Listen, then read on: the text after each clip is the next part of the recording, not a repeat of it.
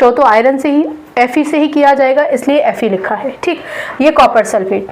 पहले तो ये जान लीजिए होगा क्या, क्या होगा वो जानने के लिए हमें इसको तोड़ना होगा। Fe2 पॉजिटिव, ठीक है ना, और ये क्या है Cu2 पॉजिटिव, SO4 2 नेगेटिव। आपने अभी अभी देखा कि रिएक्टिविटी सीरीज में आयरन ऊपर है और कॉपर नीचे है।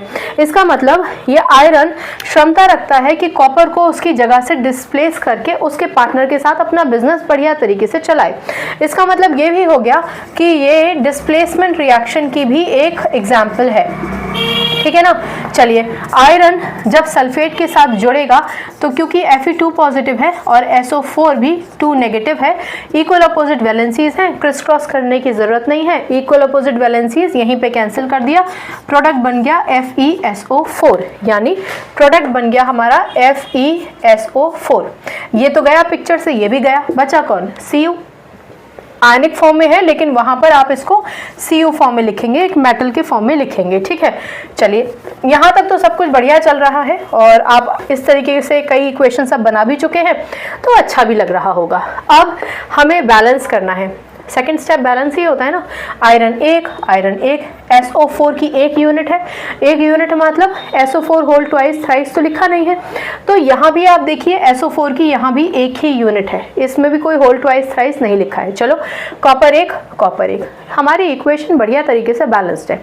अब एक चीज़ और कर लेते हैं, नाम लिख लेते हैं। ये कौन है, ये है आयरन सेकेंड, या फिर हम इसे फेरस आयरन सेकेंड ही बोलिए आप इसको, ठीक है ना। वो फेरस हम ऑक्साइड के साथ इस्तेमाल करते हैं, किसी और एलिमेंट के साथ अगर आयरन सेकेंड जुड़ जाए तो हम उसको फेरस नाम से संबोधित करते हैं। ये आयरन है, आयरन सेकेंड है। क्यों आयरन सेकेंड, क्योंकि Fe2 पॉजिटिव लिखा था ना हमने, इसलिए आयरन सेकेंड। आप केवल इसको आयरन भी लिख सकते हैं।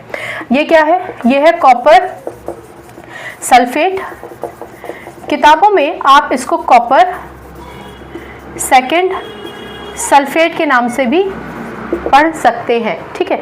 चलिए, अब आयरन ने कॉपर को डिस्प्लेस करके सल्फेट के साथ यूनियन किया है, तो ये कौन है आपका आयरन सल्फेट, या फिर आप इसको आयरन सेकेंड सल्फेट भी कह सकते हैं।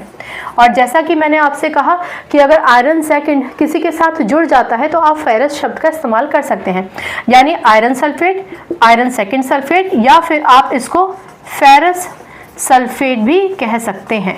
इतना तो आपको समझ में आ गया। ये कौन है, ये तो कॉपर है, आपको पता ही है, ठीक है ना। मेरे पास जगह कम थी तो मैंने ऐसे लाइन खींच के डिमार्केशन कर दिया, आप कंफ्यूज मत होइएगा, आप इनमें से कोई भी एक नाम लिख सकते हैं, ठीक है। बस ध्यान रखिए आयरन थर्ड मत लिख दीजिए।